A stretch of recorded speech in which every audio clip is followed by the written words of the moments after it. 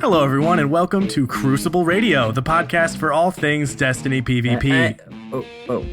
Bones. It What? seems like you're going to go into this alone again. Well, I've been doing the intros for the past 2 weeks. It's been going pretty well, if you ask me. I think the intros sound really crisp, really precise. They get to the point. I think those were like the only thing people didn't like about the episodes. Whoa. And that's saying a lot because Bird's episode sucked. Okay, Whatever. you guys can be part of the intro this week. Whatever. I mean, You're going to have to convince that me was- better. That's it. Okay. just it. Andrew, drop the music. Get me up when you're down. You do it right.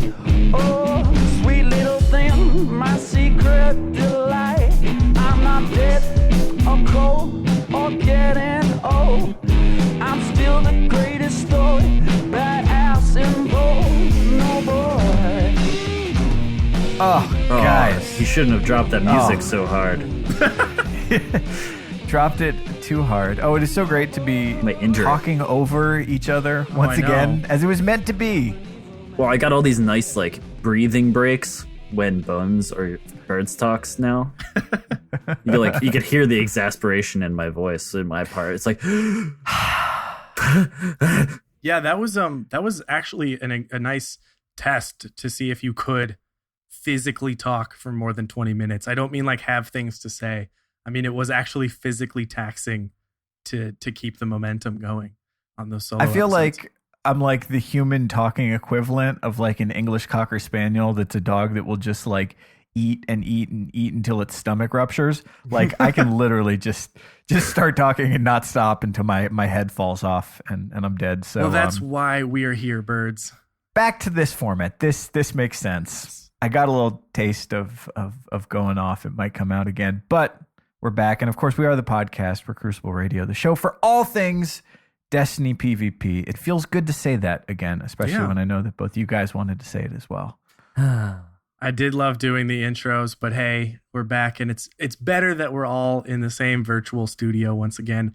That is my preferred form of Crucible Radio.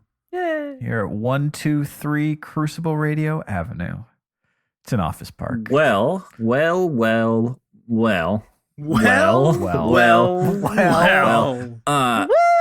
Back We got in to end action. this well bit because there's so much that happened in Destiny. Yeah. Just this past week, we've had the Dawning Yes. trailer, SRL's making its comeback, Yes. Icebreaker's making its comeback. Yes. We got some changes to matchmaking, a tournament. Oh, so Boy. much to talk Oh, about. my. Where to begin? The first one. The Dawning. Okay. I mean, let's get this out of the way. If you've listened to this show before this episode, you know that we all like every part of Destiny. We're not just some PvP obsessed. No, that's we We're not love just a everything. PvP focused Crucible Radio type podcast.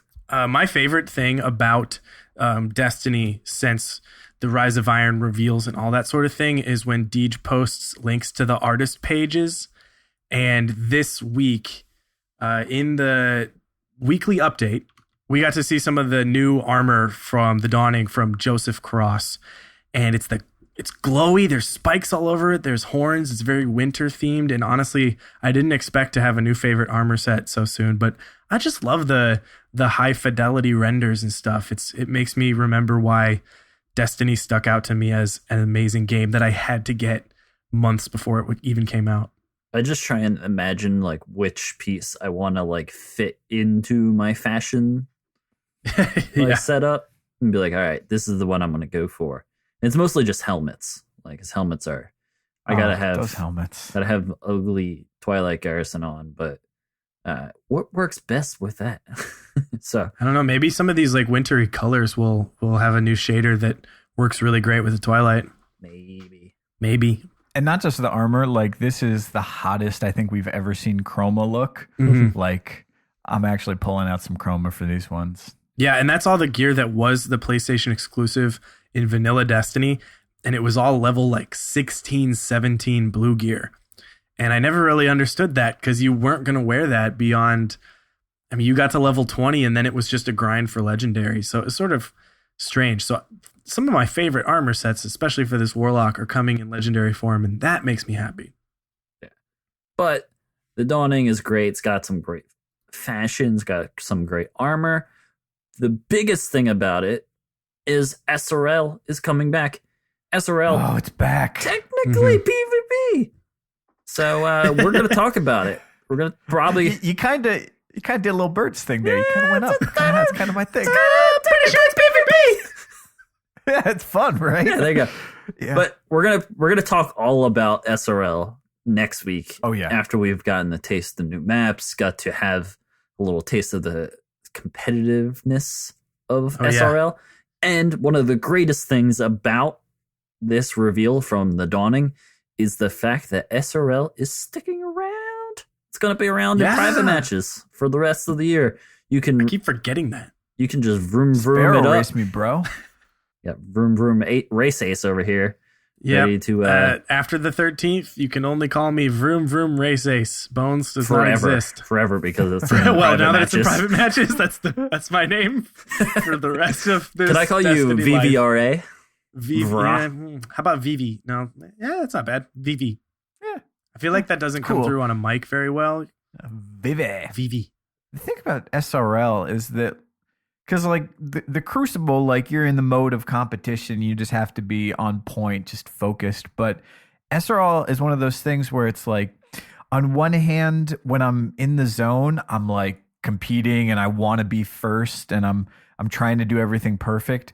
But at the same time, you learn the maps and the routes so well that you can just kind of, like, zone out and just enter this flow state where you're just doing everything perfectly and not thinking too much about it. Mm-hmm. It's so peaceful. We were making fun of Fallout on the Planet Destiny podcast because last year he was notorious for missing one turn and then just going to orbit and leaving the races. But now he's going to do the private matches version and just like disappear for days and just get that world record time down, and we just won't see or hear from him. So RIP Fallout. Until the last day, he shows up in regular matchmaking, a beast. Yeah. But, what else about this Dawning stuff? We've got packages or the presents, treasures, however you call them, where they're handing them out, which is a nice little improvement. Some new exotics and ornaments. Icebreaker, new exotic in particular. Yeah. Bonesy, are you excited? Bonesy, you like Icebreaker? Are you excited? Tell me how excited. I'm whelmed. I'm not overwhelmed. You're I'm whelmed. You're very whelmed. You're not underwhelmed. I'm not underwhelmed. I'm just whelmed. Okay. But look, Icebreaker. That gun filled a strange place in my heart that was missing out on a weird laser sounding sniper rifle that had the best stats in all of Destiny, and it felt amazing, and I just did stupid things with that. Like, nothing was more fun than doing stupid plays like shade stepping backwards, double hopping, and then hit firing a sniper rifle at another person in the air and getting a kill. Like, that was the best. And I don't know if this version of that will be as capable, since it did get nerfed quite heavily once upon a time. But it looks cool. The ornaments are dope. The camo ones. So, yeah. So nice. Everyone's liking that white one. I think the camo one's way cooler. Yeah. So we're recording this Thursday before this drops. And this episode will be coming out the Monday right before. But they've hinted at some other things being in this that they haven't announced yet.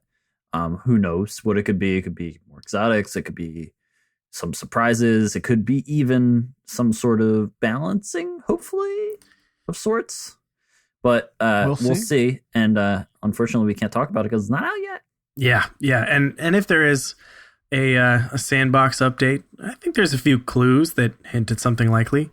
We'll dig into that. But luckily, there's been actually Destiny stuff going on, despite claims. There is still things happening. And so this is Thursday. Yeah. Okay. So today the TWAB came out, but before that, there was a blog post from Cosmo that. Let me just read it. Here's a quote straight from the team. The only way we can say it. We've made a change to the matchmaking system in an effort to increase match quality. Our specific goal is to reduce the number of matches that will begin before they fill up with players. To achieve this, we are expanding the available skill range for other players earlier and more aggressively. We will also be looking for lower latency matches for longer than before. Essentially, this puts a stronger bias on connection quality with less emphasis on skill matchmaking. This may result in slightly longer matchmaking times in some cases. For some of you, this could mean that you'll be matched with opponents well outside of your skill range. We hope that the trade-off is worth it to improve the Crucible ecosystem in general. And, well, let me ask you this. We've got a chance to play a little bit with it. Swain, what is your experience with this new matchmaking been? Can you feel it? So I've had two, literally right before we got on to record this, I played 2 matches, a Supremacy match and an Iron Banner match, both absolutely stomped in. Yeah. Stupid pub stomper. Yeah, I mean, like, it still had a problem. The Supremacy match wasn't completely full. And, well, technically I played 3 matches. The first Iron Banner match I joined in progress with the other team 2,000 away from finishing. And, yeah, my Supremacy match wasn't completely full. So I don't know. It's not perfect, but something was there to the point where it felt like everyone just wasn't as skilled as I'm normally used to. That's not saying a lot about me. It's just I play with some players that are way better than me. So it's always just like playing with like weights on. And there was just some players I would run into that were just like standing around and you're like, oh, come on, man, don't let me get this kill. And I would get the kill and just be like, all right, fine. All right. Don't let me do it. Don't let me do it.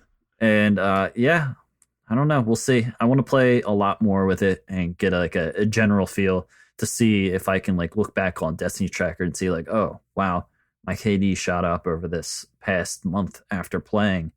And that's very, like, I can attribute that to that change. So we'll see. The stats will tell me how that affects me.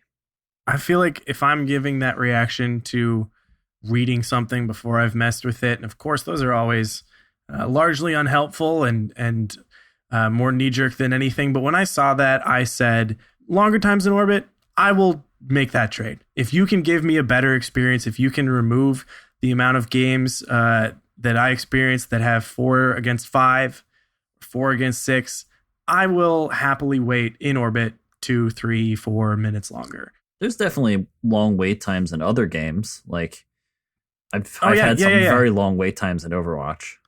Overwatch is the best. They estimate 30 seconds. And it's like, sit there for why would you 6 tell minutes. me that we're going minutes beyond your estimate? Why estimate? Yeah. But yeah, I Just make give that me the trade, and number. I'm happy with that. 2 for 6, 2 out of 6. Give me a Right. searching 6 or an eval 3. Come on, Blizzard. Get it right. Your act together. But really, that's an easy trade for me. And if that's the experience, then sure. More time to look at memes. Well, I can say, and I just genuinely did not experience before this laggy players. I got about 6 matches of Banner in today, and I can say every single match was 100% perfect connections. Especially in Banner, I'd usually have, in 6 matches, 1 or 2 not bad, but definitely definitely did not feel that at all. Yeah. I did notice the skill range was much wider in the matches we were playing. A lot of people who seemed like they were new to Destiny, which it seems hard to believe at this point. But I had a level 31 and a level 35 in my Supremacy match. Wow. yeah, I feel like I had some level 3s on my team, but who's keeping track? But these 6 matches were actually the first 6 Destiny matches I've played in a while. And I want to be completely honest about this. 2 episodes ago, I talked about it. And what I told people was like, look, if Destiny is not doing it for you anymore, for whatever reason, if it's just not ringing your bell, don't play it. Play something else. Mix it up. There's so many other games out there to play.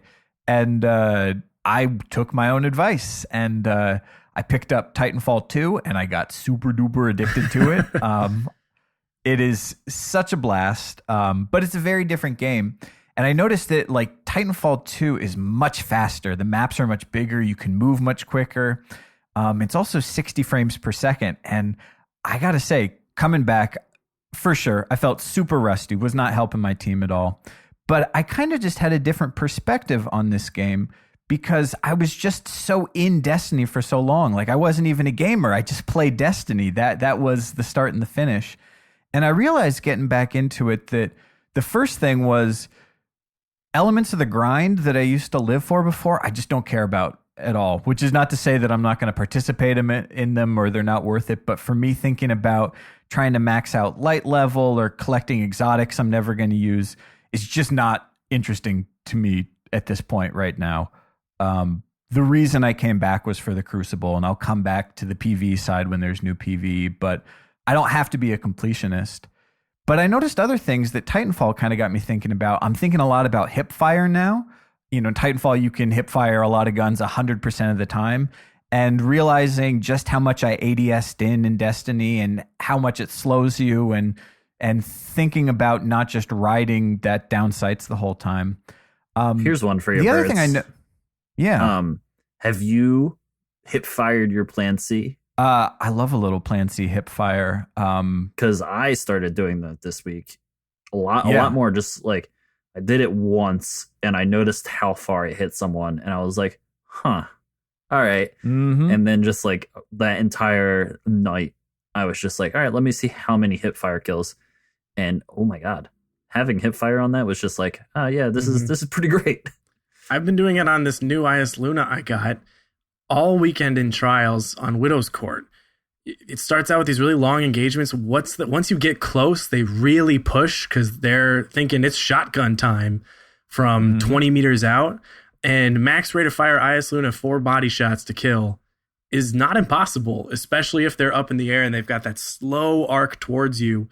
It's bam, bam, bam, bam, and it brings them down. So I started doing that a lot, and it saves me fairly often. And it's super, super doable on a pulse rifle with good stability. Like the old Vendor Hawksaw hip fire, no problem.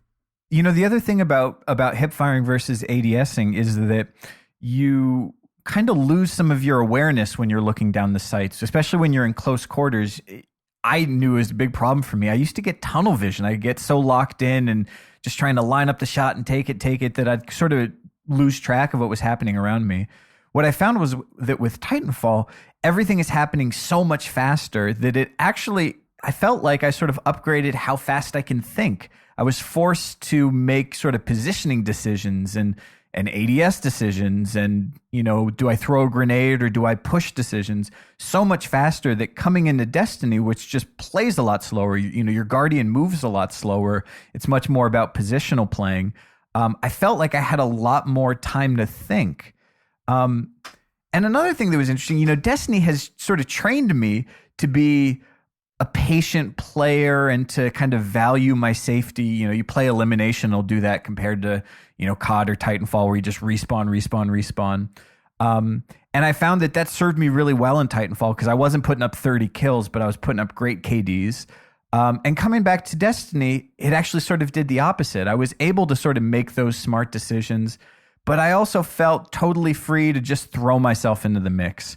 Like, let's book around the map. Let's get in people's faces. Let's just have fun with it. Because once I got away from it, I realized it doesn't matter if I'm having fun in the Crucible. This is what counts. Still, though, these first couple games, it just felt slow, and I realized like Destiny is an old game. Mm-hmm. Like we say that, but when you compare it to some of these new games coming out, it is old. You can feel it. It's over 2 years old. Like that's the game we are playing. I mean, and like, look, I played Civilization 2 for, 15 years after it came out, but this is a first-person shooter. This is something that's all about the flashy new tech. And I had a moment where I was like, why am I doing this? Like, if it's, shooters are about the hotness, why not just play the hotness? And then I felt myself get back into the groove. And then, I'll chalk it up to the connection-based matchmaking. But I put up like a nice 3.0 21 kill game, and I realized, oh, that's why I like Destiny. It's not because it's about the new hotness. It will be the new hotness soon enough, but for now it's this puzzle that's rewarding, and it's not about the flashiest graphics or the frame rate or where the gaming world is spending their time in the player base right now. It's because it's this puzzle that it doesn't matter that it's 2 years old. The proof is in the pudding. Everyone is still playing it, and I for the first time in a long time, I feel myself just wanting to sit down and really play some Destiny, really play a lot of Destiny, which I can say what wasn't true for a long time, because I get burned out. I'd play a couple Rumbles and then I'd be good. So I don't know. Long story short, I felt like talking for a while. I wanted to be honest. And it's good to take breaks because Yes. Not only does it recharge your battery, but it gets you thinking about the same problems in different ways. That it just teaches you different skills. Yeah, you come back with way different approaches. You also mentioned something at the beginning of that I found interesting, was your change to the grind of Destiny, trying to be a completionist and get every exotic. And that's something I did in the month before Rise of Iron when it had been all of year 2. And I'm like, I should do all these quests I never did. But I feel like that keeps me more sane, is to not go too nuts with the completionist stuff. And there's a few RNG things that I still really want and wanted. So I just recently got the Winged Word Trial Sniper. That bugged me. Every weekend, getting to 7 wins. On 3 characters. Three chances, week after week after week, and not getting it. Like, that did kind of hurt my feelings to just see that auto rifle drop for the 5th time. And like, okay, The all hand right, cannon. all right, You're just yeah, like, all right, I'm cool. still happy. But yeah, so I got that. But since Rise of Iron came out, that's when I got into this whole tier 12 business. And oof, what a difference that has made in my Destiny experience, because I did not care at all in year 2. I had Destiny Item Manager, but I didn't look at stats. I did not care. I was like, this one looks good and it's got intellect, discipline, and hand cannon. Perfect. Throw it on my Titan. But now I have DIM open at all times, and it always displays the percentage, and I have become obsessed in completing that. But that's all more tied into having that perfect build, so to speak. So when I go into sweats, I can be like, oh yes, I'm using a super soldier compared to this grunt that I had when I had all this crappy gear. So I think changing up my grind has actually made me more interested in competing, and it's given me different targets. And if you can do that, then you don't get burnt out on Destiny going like, I hate this game because I don't get the ornaments I needed, and I want Monte Carlo red. And even if I personally want the red Monte Carlo really bad, I'm not gonna I'm not gonna get upset with Destiny if I don't get that thing. Well, I think that is such a healthy way to look at the grind, because the grind is there for better or worse. It's not a bad thing. It's fun. It keeps it interesting. But the fact that you're describing it as goal-based, right? Like, you're not just trying to check everything off. You've got a goal. There's a gun you actually want. The Winged Word might be the thing that gets you back into sniping full-time, or you want to be able to go into a sweat with that perfect loadout. And that's just a very different thing than, completing every single one of Shiro's bounties every week because they're there. Yeah. I can't wait till I'm done with those things. Like that. Just wait, he's gonna run out. He's gonna start playing. No, I'm all dry. It's mostly the book. It's the book that gets book. me. The I know I record got to book. do 4 bounties. And it's like, all right, well, I still got to do, like, I'm going to have to go back in the raid if I want to finish that book. I'm going to have to do certain things. And it's like, I'll get to it. It's just Honestly, not going to be even this week. It's not even a bad thing to leave that stuff for the months like When it leading gets up to slow. Rise of Iron. When it's just like, you know what? Now I have all the time in the world to get that perfect armor set that only drops in the Forge, which I don't have time to do now because I want to either play Crucible or lots of other good video games that are out. Yeah. So if you're not at 100% at this point in time, I say you're in a good spot, because you'll have stuff to do when you still want to be with your friends. You still want to hang out with your Destiny clan, which is the biggest part of the game to me now is actually having the friends. And I'm just like, what are we doing tonight, boys? That sort of thing is now why I'm playing more. And then and then obviously improving in the Crucible is in the number one slot. But I feel like it's helped me through these periods of insanity, and it's not because we're Bungie shills. It's literally because we're going like, and like you guys have helped me through this, because there was real burnout in year 2, real burnout. But it was like, take a step back, look at what you're getting frustrated about, look at what we're doing. What is it that we're actually doing here, which is playing an old game a lot. What's our goals? Reevaluate. What do you find? And I don't know, like all those moments and conversations have helped me just remember that, yeah, I like hanging out with my buds and trying to win in trials more than I like anything else. And so I don't get worked. I don't know how I'm trying to say that. It's nice to have some peace. If I do want to make this my number one hobby in life is to play Destiny a lot, it's nice to have some peace if that's going to be the case, or else I don't want whatever the alternative is. That sounds terrifying. You just need a really stressful job, and then every single moment that you play Destiny is peace. I think that's actually been happening this week. We've had the dumbest week, and I've just been like, I don't normally have that. My job's fine. I like it for the most part, but this week I've been like, when is it 6:30? I need to go home and play Iron Banner. There you go. Well, we've got a great guest coming up in a little bit, but before we get to him, we got one last big bit of news in the Destiny world since last we talked as a group, and that is the Farcogs tournament, commentated by none other than our very own Bonesy and our special friend Fallout, the most special, friend Fallout. I like sports like extremely Steve. Special. You should get him on to commentate. Who's Fallout?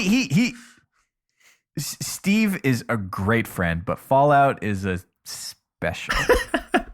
Their rivalry on special Twitter friend. is so real. It's getting heated. At Guardian Con, we're going to be like pulling them apart. They're going to be going at it. Yeah, settle it the old-fashioned way. Yeah. But I just want to say, Bonesy, you know, from the first time I saw you guys commentating, I knew you had a knack for it. But really, really top-notch job this time around. Thank you.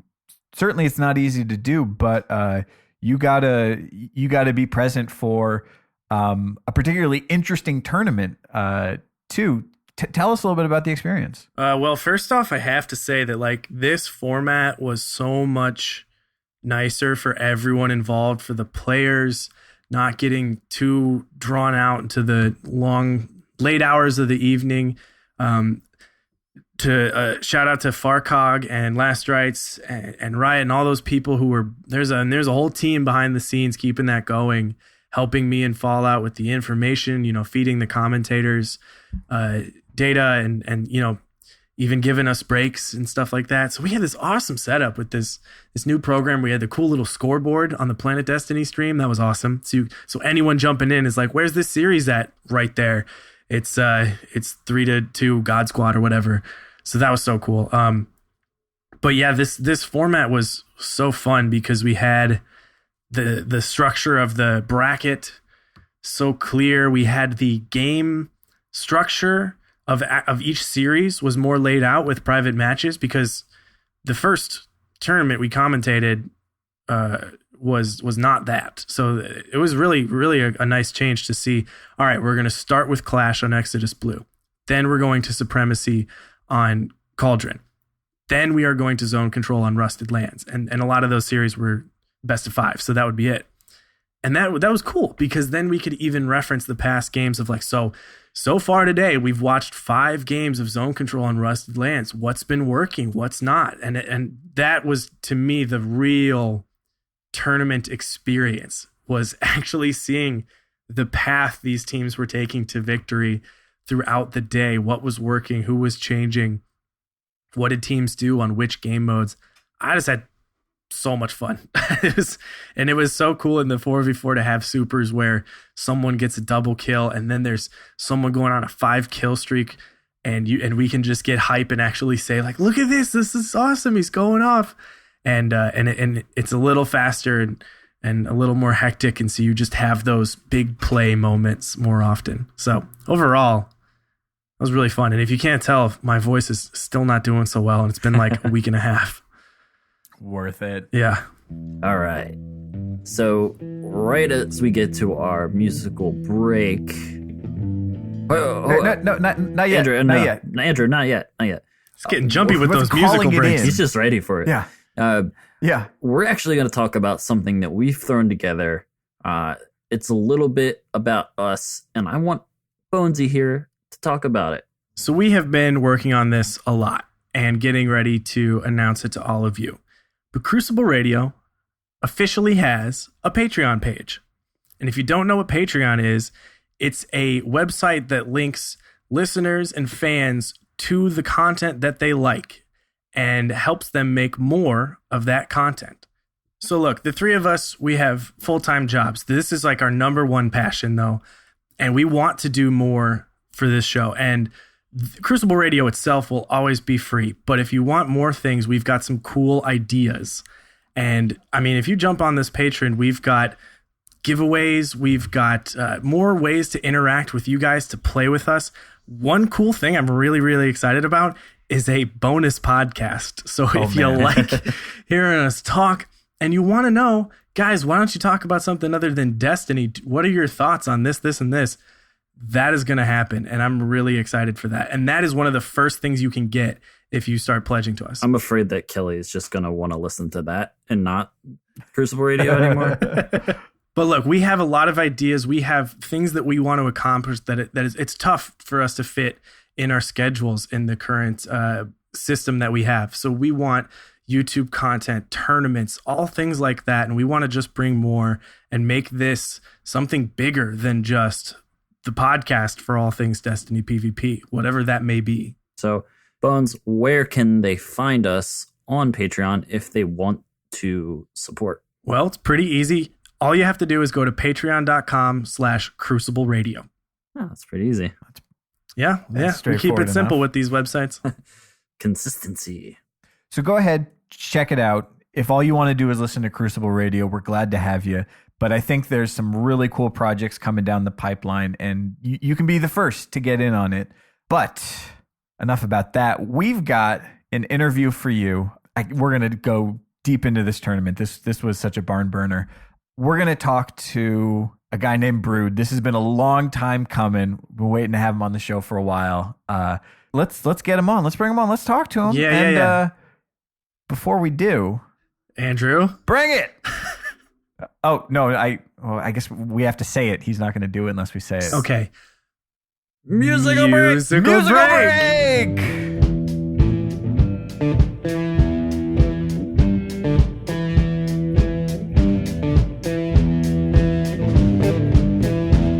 no man, no need for greed. Just plants his seed. In time he'll sow. Music this week coming from Dangerous Beans. I don't think they take it that serious, but these are some serious jams. Go check them out. It's dangerousbeans.bandcamp.com. Dublin, Ireland. If you are a musician, we want to hear your music. Send it to us. It's crucibleradio@gmail.com.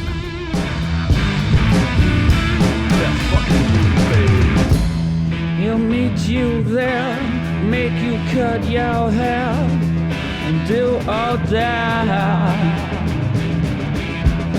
There is no try, there is no lie, do or die.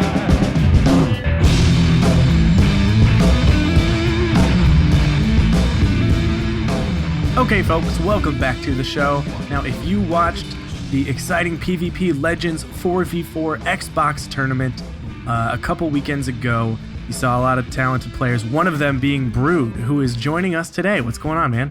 Yo, what's up, guys? Glad to be here. Hey, how are you, man? What's up? Welcome.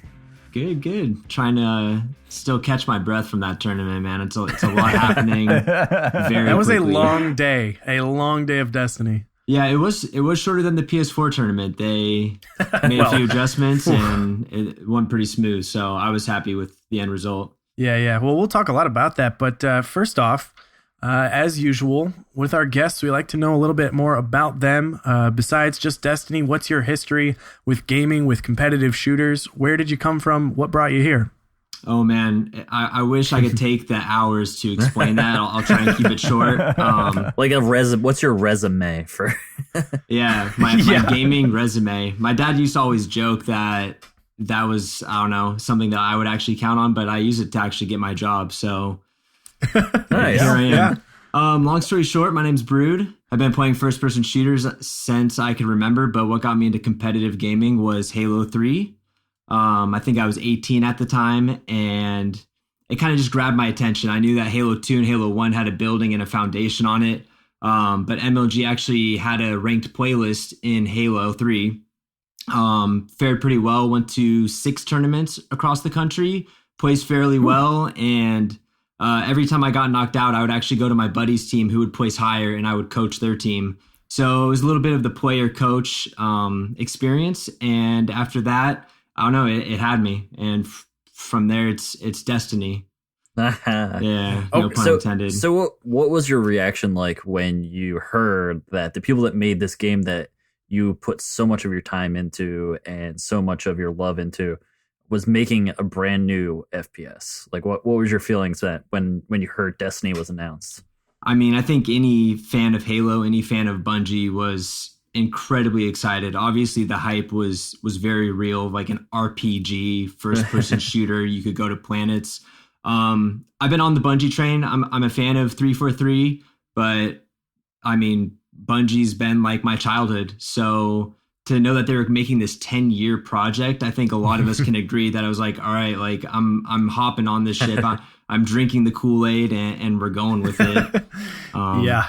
And here we are 3 years later. It's crazy. So in your Halo days, you were in a lot of tournaments. You played at a pretty high level, and the Halo competitive scene was, by that point, fairly well established. Kind of looking at where the Destiny competitive scene is now, like it started off with sort of the sweat community, really organic, kind of underground. Mm-hmm. We got our private matches now. The tournaments are starting to become sort of big events, and people tune in by the thousands to watch these streams. Where do you kind of see the Destiny community, competitive community right now, and where do you see it going? Yeah, I wish there was a simple answer to that, but the Destiny sweat community is definitely in flux, and it's a good thing. It's not a bad thing. It's exciting that the organic growth, as you mentioned, happened, and over a 3-year span, at any point it could have died out, but people kept wanting to play it competitively, and others kept wanting to watch it. Custom games, obviously, a huge thing. I think a lot of us were asking that from day one. Thank you, Bungie, for putting it in. Yeah. But it seems promising. I don't think Destiny 1 can take too many big leaps. I think it'll have to be Destiny 2 with the way that guns are balanced, with the way that classes are balanced, the RNG and getting guns. I mean, you could put in 100 hours and still not have the God roll that you're going up against. So I don't think it's where it needs to be, but I think they keep taking steps in the right direction, which is very promising. And yeah, I mean, there's tournaments starting every weekend now. I think we had 2 Farcog tournaments in the last month, and there's 3 tournaments. I believe MLG and Game Battles announced that they picked it up. So it's moving in the right direction. There's still a lot to be talked about, and hopefully the higher up individuals keep listening to the sweaty community. So you mentioned coaching, and that stood out to me right there. Because that's, people have talked about that in Destiny, but we're not at that level of professionalism and schedules and stuff like that. What does a video game team coach do? I'm really curious about that. I'm glad you asked that. I think it's all of the... Here, I got your Red Bull. Yeah, you're basically the butler of the team. No, it's a lot of the mental game. I mean, like golf, like any sport that you play, there's a whole mental side of it, and that's where... Whenever I join a team, I think the top 1% of players, they all have similar gun skill, but it's really a chess game. Managing special time, managing like how far a team could be into their supers, what supers they have. In Halo, it was managing when rockets and snipers come up. It was making sure that everybody heard the call outs that needed to be heard. But that's what I bring to the table when I played in the last tournament. I think that I compete at a high level, but I think that I pride myself on the chess game and in-game management, whether it be mental or your in-game attitude, keeping that positive vibe going, picking up your teammates when it's needed. All that stuff adds up, and having a good coach can make a difference, from winning a tournament to placing third in Halo. And I like to think that we all have like a coach on our team now, but it's really a team effort. That's you mentioned the buzzword that I love is saying chess game when talking about Destiny. That's my favorite way to play this game. So that's really interesting. In Destiny, we don't have coaches, so to speak, and it's more, it's still that homegrown vibe.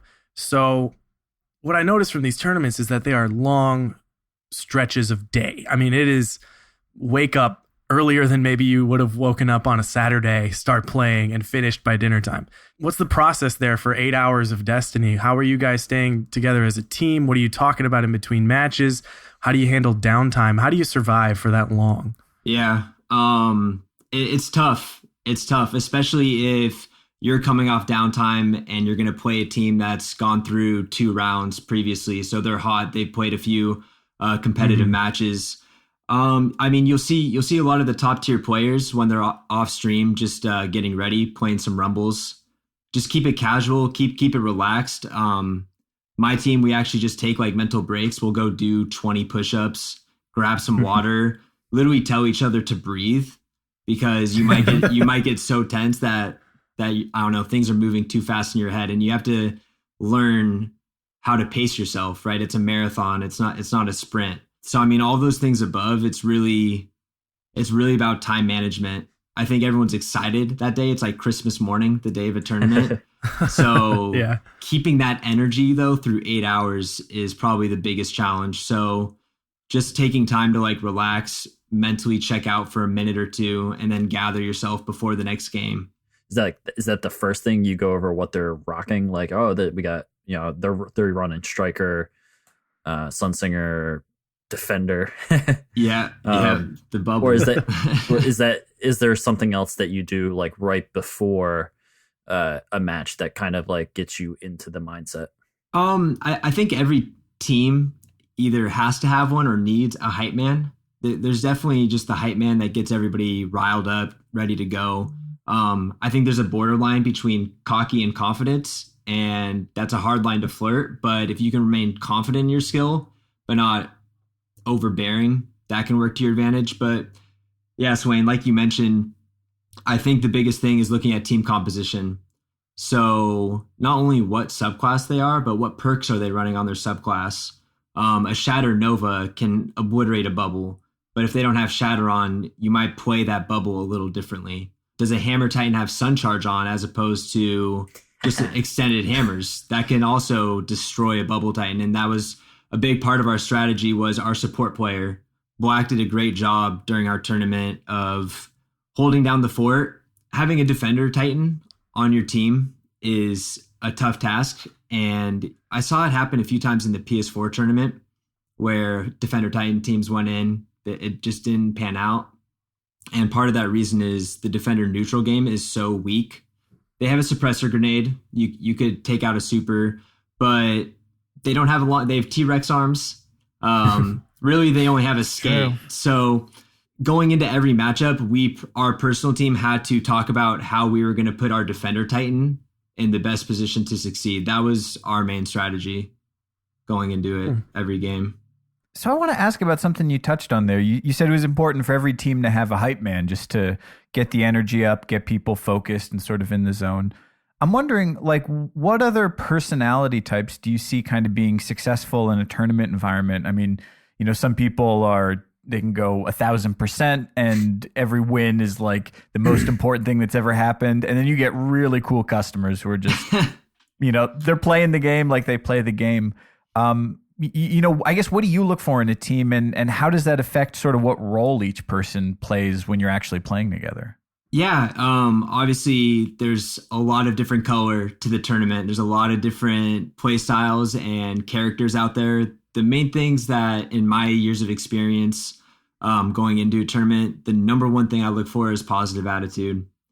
That aura you have around you, it's infectious. And if there's a negative energy, that can really take you out of your element, take you out of your focus. So having a positive can-do attitude is absolutely a must-have if you're going to play on my team. But yeah, I think it's good to have a hype man, but it can be a lot. It can get you moving too quickly. Like you said, the cool customers. I have a ton of buddies who play, and you can tell when somebody's played 1,000 sweats versus 10 when everything's almost monotone. It's like, yeah, there's a guy to the left, guy to the right. He's down, double kill. And that almost keeps you calm, and it keeps you, for lack of better words, not so tense. So they can definitely both, but I think it just comes down to your team chemistry.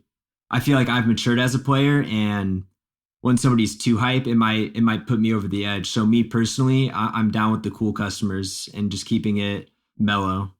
That's a really good point, because I actually had this conversation with a few teammates in trials in Widow's Court, where it was like, we had a couple frustrating runs. We weren't doing as well as we thought. And I was sort of thinking about it, and I was like, this is game 4,000 of many more. And, you want to think like every trials game matters. It's about getting to the lighthouse. But then it's also like, for a lot of players, it's like you've done it before, and you got to feel like you've done it before. Like this is all just part of the routine, kind of making it boring for yourself, because it really, I think, takes people out of their own head, and that's really important. And I imagine that comes into play in hour 6 of a tournament, where it starts to feel like, oh, this game matters more than the last game. But you still got to play it like it's the same old thing, like it's Destiny as usual, and you're confident that you can do what you always do. Yeah, absolutely. And I think to add to that, when you've been in a certain competitive scene long enough, you hear people's names and they can be intimidating. There's the God Squads, there's IM, there's BSK, there's these legendary players. And I think for a player trying to get into the scene, when they're going up, they might psych themselves up a little bit. But once you get that first kill or you make like a good play, you're like, wait a minute. It's kind of like the same ritual of we all put our pants on in the morning the same way. Like, you got to look at it as like, I put my pants on in a way you would not expect. Yeah. I do a double backflip. I don't even wear pants. Oh, But I kind of want to circle back to you talking a little bit more about the bubble strat, because yes, you kind of shook up the tournament this week. Everyone was freaking out in the middle of the tournament that you guys were using it effectively, and there's even been talk afterwards of banning them already. But that's just like the knee-jerk reaction that everyone has when they like get absolutely owned by something they don't expect. Yeah. So tell me a little bit about how you came to wanting to use it. Well, my teammate Black, we play trials every weekend, all weekend, and he main's a defender, but obviously you have the advantage of the exotic gauntlets, which give you that overshield on a shotgun kill. You don't get those in sweats. So we tried a couple different compositions, but nothing was really clicking. And we told him, this is during practice. Like, let's give it a go. Let's try and make it. I've seen people use bubbles before, but not in a 4-man. And the way an RPG game works is, you have your DPS classes, you have your support classes. That's kind of how we wanted it to work. We didn't want everybody on our team to have the exact same role. And in a lot of the previous tournaments, you have your Goldie, you have your Storm, you have these supers where you're just roaming and gunning. We wanted to try and shake it up and slow it down a little bit for 2 reasons. We felt like we could control the pace of the game a lot better. And number 2, we could mentally break a team. And we knew this throughout practice. A lot of the teams that went up against us said they didn't want to practice us the next day because it was just too frustrating. And I think it's kind of counterintuitive to not frustrate your opponent. I think that is a huge advantage for your team, to keep your opponents mentally checked, whether they're complaining about your play style, complaining about the super you're using. I think it's pretty typical of the Destiny community to call something a crutch. But if we can find and exploit those crutches, I mean, that's part of the game. Play to win. Play to win. And if you're going to be a little mad at how I played, but I won the game, I'll take it. See, the thing I like about that too is that, especially if there's no sort of input from Bungie to sort of shake things up, new expansion or even a new balance patch, we, I think it's a human nature. You sort of get comfortable in whatever the meta is. And sometimes it seems just obvious, like, with this balance patch, this is the way to play it. This is the best way to do it. I love to see something that just completely turns that on its head, and you kind of realize, like, that might not have been the meta. That's just what we all thought was the meta. And it turns out there's unexplored avenues that could really change things up. Granted, you don't have long before everyone else has tried it and, added it into the bigger picture. But yeah, I think it's a cool thing, and definitely something that clearly a lot of people were not expecting to go up against. Yeah. I mean, you mentioned the meta, and you watched the PlayStation tournament a few weeks before, and the bubble really wasn't there. I think 1 or 2 teams had it. And then you fast forward to the Xbox tournament, and the team that won the tournament was using bubble. The team that came in third had a bubble. So all of a sudden, these teams that are placing top, maybe they figured something out, which is a quick turnaround from 1 month's time. So is there a counter to it, do you think, or has that yet to be discovered, or do you not want to reveal the counter to your the strategy? No, I'm all for revealing the secrets, especially because like Swain was saying, people were calling to ban it right after the tournament. Like, this shouldn't be in it. And I am silly. I implore those people to try and play with a bubble on their team. It's not easy, and when you play with it, you understand it. The number one way to obliterate a bubble is the Shatter Nova Bomb. That kills the players inside and outside of it. So if you have a Nova specifically waiting to counter that, I mean, it's going to be a tough. The chess match keeps going. Exactly. It's the chess match of what can I use to break the setup. A lot of people would think that, okay, a Titan Smash is good. But we knew how to play around it. If the smash goes in the bubble, we all hop out of it, kill the player.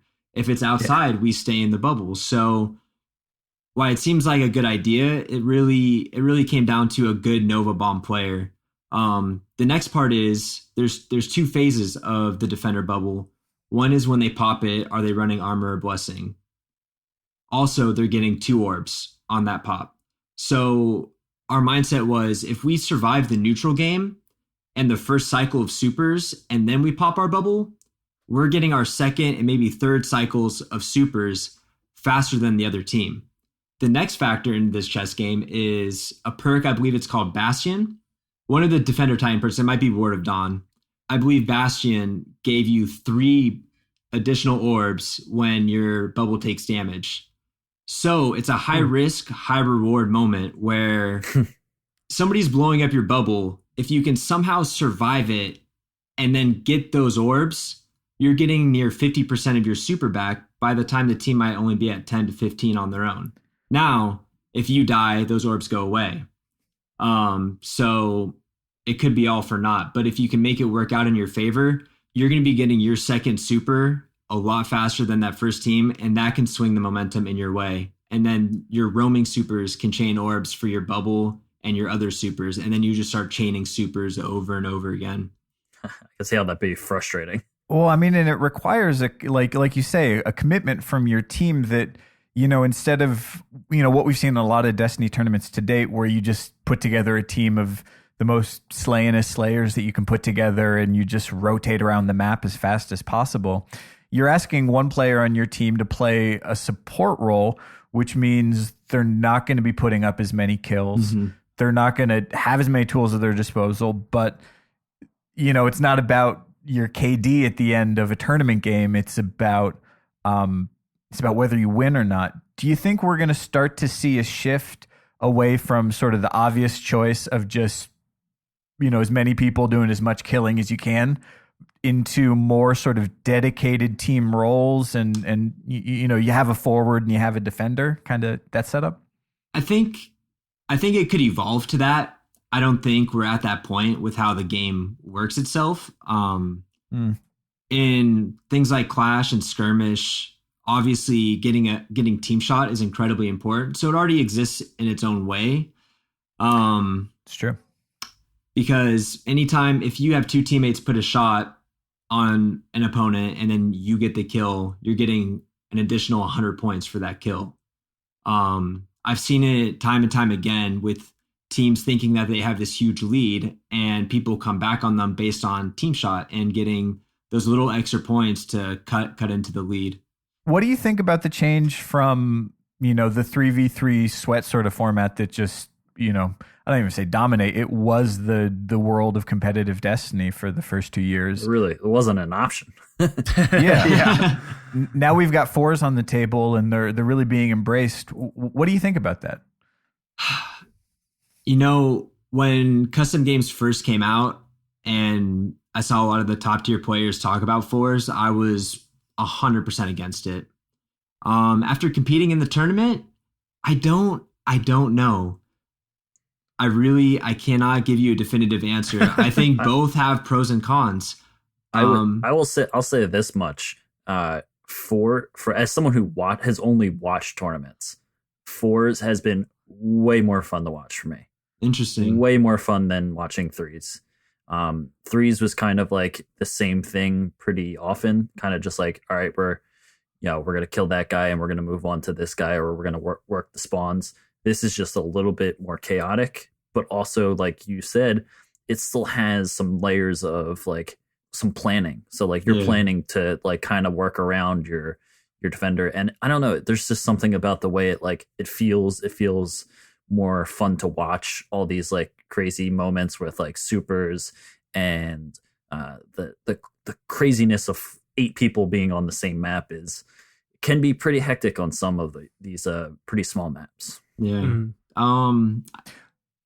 I think I'd like to add that there could be a world where there's multiple variations. There doesn't have to be one dominant champ. And I've seen the community and Twitter polls talk about this, and it's been split down the middle. There's been very close polls talking about we like threes or fours. Why not have Rumble tournaments? Why not have some 2v2 tournaments? I think there's a world where one will dominate. And I mean, from a viewer perspective, fours might be that one. It might be more entertaining. I think there's some changes. I think zone control needs to have a longer respawn time. Supremacy is incredibly fun. And the kill count with Clash could have some work. I think Supremacy is fun to watch. Supremacy is just nonstop, and you have to be with your team to pick up their crests and to try and make a play, or else you're out of luck. But I would like to see a world where we have some big level Rumble tournaments, some twos, and then go from there. Yeah, there's so much to still do in terms of testing, I think. And I think that's been one of the more daunting tasks. And I think we all realized that as soon as private matches came out and everyone said, well, let's talk about the rules. Should we change them? And it was like, well, we have thousands of hours worked out with these. How do we go about deciding which needs to be changed? So I think there's a lot to do. And like you said, a few tweaks here and there would be really nice, like respawn timers. Fallout and I commentating on zone control, it was a lot of like, well, get B first on Burning Shrine, and there you go, because it's so fast and you just throw bodies on it. But yeah, I mean, it really does come down to who wants to do the work to test this stuff out, who wants to go play 70, 80, 100 sweats with a different rule set to see how it feels. And that could be a big task. That's a lot to ask. There's a lot of comfort in doing the same thing over and over again. And I think a lot of the community is just like, the competitive community is all right doing what they have been doing and doing it. You're seeing a lot of people that are like, I want to go back to threes, like, and they're very upset with fours. But it would be great if we saw more variety like that. That would only make the scene more. It would let it thrive in different areas. Yeah, and I think it's unique to its time. I mean, Call of Duty has a very set in stone way to go. Counter-Strike, all these other games, Overwatch with Blizzard looking over them. I mean, they have the competitive scene established. Bungie's had a game with a competitive scene established, but now this is something new. And I don't think they necessarily wanted a competitive scene early on, or else they would have implemented things like custom games sooner. They wanted this to be the RPG, the PvE focus, and maybe something changed. First. Yes, tell the story first. But but it's exciting as a player to see this community grassroots initiative of people that say we want this game to be competitive and we're going to find a way to make it happen. I think that there's a danger in getting locked up in a certain way, saying, okay, no exotics. This is how it has to be. 3s only. We took a big leap with trying out 4s, and we'll see where it goes. I think it's got to be exciting as a player to be a part of those formative moments. I mean, these are the formative years. We didn't make it just because we had private matches. We haven't suddenly figured out the competitive scene, and it's exciting for the three of us here at CR to be a part of it in some way and watch it take shape. But yeah, I mean, it's going to take a lot more play time. It's going to take people from the audience giving their feedback, and I don't mean the guys on the sidelines being like, why are there bans? But I mean, like Swain said, you find 4s exciting. And on some level, definitely, because I get to say, we just saw a triple kill when that doesn't really happen in sweats too often. So it's nice to have those big plays and stuff. So it's gonna be some more work, but it is cool how it's starting to take some shape. Entertainment will always trump everything else. Yeah, we like to have fun here. Absolutely. So we've talked about tournaments quite a bit, but there's certainly more to Destiny than just that. You mentioned your trials every single weekend. Talk to me a little bit about trials. I mean, a couple world firsts I've seen weekend or so. Yeah. And that again goes to the community, right? Destiny Trials Report, the guys behind that website kind of gave us this little Easter egg, this little tournament in its own right that the community just made up. All of a sudden you hop on Twitch every Friday morning and there's 10 channels saying we're going for world's first. And as the hour gets later in, you see one channel gaining viewership and you're like, oh, these guys must be close. And everyone's looking at each other, trying to figure out what's happening. Unfortunately, you can't do that anymore. But while it lasted, it was pretty fun racing against some of the best teams to try and be world's first at the Lighthouse. So what's your strategy in trials? What do you play? I mean, we saw you as a Stormcaller in the tourney. How does it shift up in you talk about 4s as a chess match. I feel like trials it can really be that slow paced strategy game. How does your gameplay change when you hit the trials ticket? Yeah. It doesn't. Not in year 3. No? All right. If we talk trial strat in year 1 or year 2, I was blade dance sniping all the way.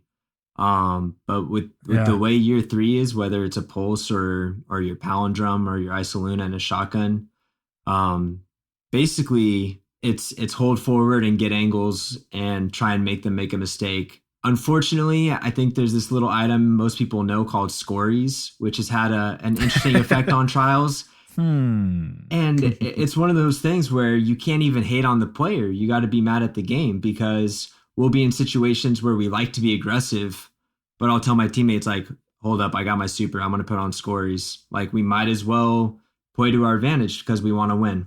And we're not there to make friends with the other team. We're trying to take somebody to the Lighthouse, or we're trying to get there fast. So yeah. Well, that's something we've actually not really talked about with our guests that much. I mean, obviously, Rise of Iron brought us artifacts, and I know I'm not alone in this. I've pretty much stuck with Yolders since the get-go. But what's been your experience sort of getting your head wrapped around the different artifacts as they become available? I think from a sweat standpoint, I knew that the one to be accepted would be the no sprint lock. That was kind of what everybody was talking about going into Rise of Iron. So expecting that was the one I have the most experience with. And oh my God, you move like butter. I mean, it's hard to imagine life without it now. But besides that, I mean, they all have their advantages. Scories can be huge, especially with a Stormcaller in trials. I mean, if you learn how to cycle that thing, you can have a storm up in 1 round. I've had buddies who've used the no burn damage.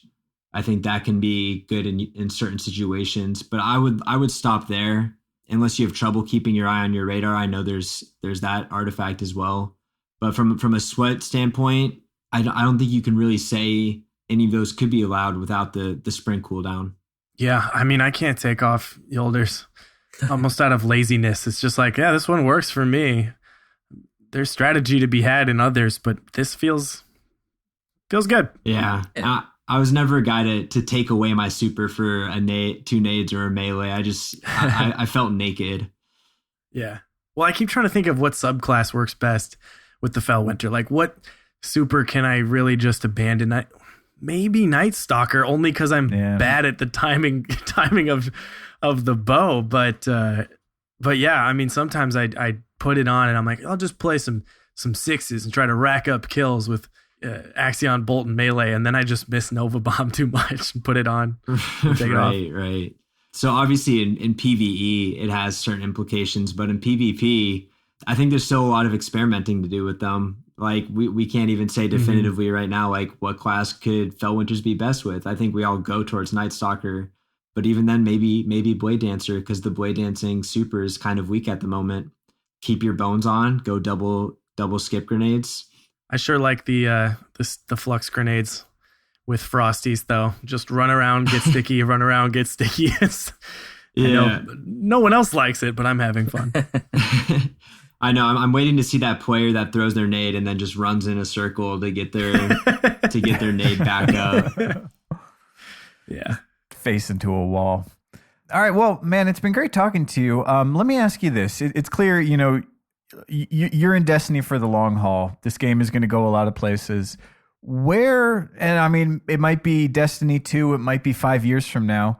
Where do you want to see Destiny go? What is your ideal vision for the future of Destiny? That's a great question. I feel like I have my ideals. Like in an ideal world, I would love to see your character transferred across consoles. I'd like to see you to be able to play with a PlayStation player on Xbox or PC, whatever it may be. I think I'm most hopeful for a really addicting story in Destiny 2. I think a lot of us know the troubles that they had with the initial launch, and they kind of had to patch things up. But a few years in, I mean, you have to think that they're working on it, and they've been working on Destiny 2 for a while now. And Bungie's smart. They listen. I know that they're going to keep something really fun for us come Destiny 2. And then obviously Bungie has experience with Halo and competitive games. I would like to see them step it up there.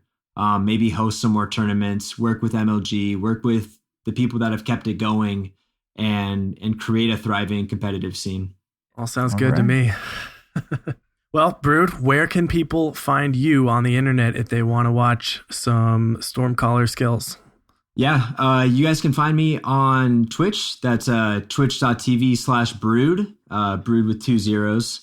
And on Twitter, don't be afraid to holler at me. That's at Destiny Brood, again with 2 zeros. So I really appreciate you guys having me on. I mean, it's been a blast. It's always fun just kicking it and talking Destiny. Absolutely, man. Thank you for coming on. Yeah, great having you. Yeah, my pleasure, guys. Lie to me, lie to my face, that's what you need. Easily having fun, or so it seems. Yeah, even though the party's that way, baby, we kinda know what's going on. Thanks again to Brood for coming on. Watching a meta develop without patch notes, without DLC, just how the game changes, that is metagame, man, and that's what it's all about. So that was really cool. Before we go, I wanted to read this email we got from someone. This really just brightened my day, and I think it just made me so happy about what we do here. So I wanted to read this message. Dearest Birds, Bones, and Swain, I wrote to you at the start of this year when I was really beginning on my Destiny Crucible journey. You replied, which meant so much to me. We do reply. It just takes us a while, so hang in there. Get a lot of email. I wanted to say hello at this point and let you know how I'm doing after listening to you all year. I listen to you in the car as I drive to work in Brisbane on the east coast of Australia. I feel like I know the three of you so well now. It's an amazing thing. The technology can connect people so perfectly. Imagine being able to hang out with three people who are among the best in the world. It's something you really enjoy every week. Super strong. But again, I'll continue. I love your style, I love your positivity, and your constant focus on growth. It's so necessary. Destiny can be such a metaphor. When I wrote to you at the start of this year, I was really struggling in a lot of ways. I was in the top 99% on Destiny Tracker, and I was acutely aware of it. Since then, I've been to the lighthouse 4 times. I was always really certain of not wanting to be carried. I got there eventually with a small group of friends, and it was amazing. It has been and continues to be a long road. When I watch and listen to you guys and your guests, it just blows my mind how good at this you are. Every time I've seen the lighthouse, it has been like seeing a unicorn to me. I will never skip that cutscene. I am learning. I've learned how to disengage. I've forced myself to use shotguns and fusion rifles. The way you guys just instinctively rotate around maps is still a bit of a mystery to me. I have a long way to go. I just want you to know that your work is great. It's subtle and intelligent. Its depth doesn't go unnoticed. Sincerely and respectfully, Matthew. And I just wanted to say a big thank you to Matthew because he did email us back in February. And it's just, it like makes me smile inside and out to know that people have been with us on this week after week journey to improve. And we have improved along the way. We've gone down in some ways, but the journey upwards is not a straight, smooth path. It is a bumpy one, and there's ups and downs on the way to improvement. And it really drives us and inspires us when we know that people have been with us every step of the way. So thank you, Matthew, and thank you to everyone who listens to this show on a regular basis, even if you take a month off from Destiny. Yeah. Guys, that'll be it for another week of Crucible Radio. And if you're like Matthew, if you enjoy us and you want to see more, don't forget our Patreon. Check that out at patreon.com/Crucible Radio. Lots of big stuff coming. Lots of cool things. We got some news too. You've heard us talk about Control Freaks on the show. You know we love them. They make you better at video games. It's such a simple thing, but it works so well. And for this month only, we're taking 15% off. It's the holiday season deal. Go check it out. ControlFreaks.com. Offer code Crucible at checkout. And I just wanted to say too, if anyone else is super addicted to Titanfall 2 like me, come reddit.com/r/Titanfall2 playbook. We're talking about it. We're going deep. Since we're shilling real hard right now, head on over to iTunes. Come subscribe to my new subreddit. Hit up iTunes. Leave us a review. Thank you guys so much. Love y'all. See you next week. Let's end this before I can no longer speak. Bye, everyone. But once we're standing, could come right up.